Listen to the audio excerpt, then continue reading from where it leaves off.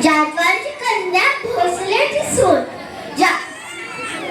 शिवबांची माता भाग्य कोणती अजून, स्वराज्याची पताका अभिमानान डोलते, लक्ष देऊ नये का मी जिजाऊ मत बोलते.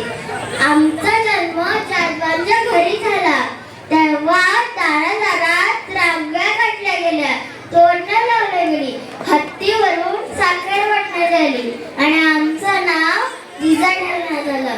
अंगणातली तुळस, गोट्यातली गाय आणि घरातली माय ह्यांच्यावर जर कोणी वाकडी नजर टाकली तर त्यांची गय केली जाणार नाही.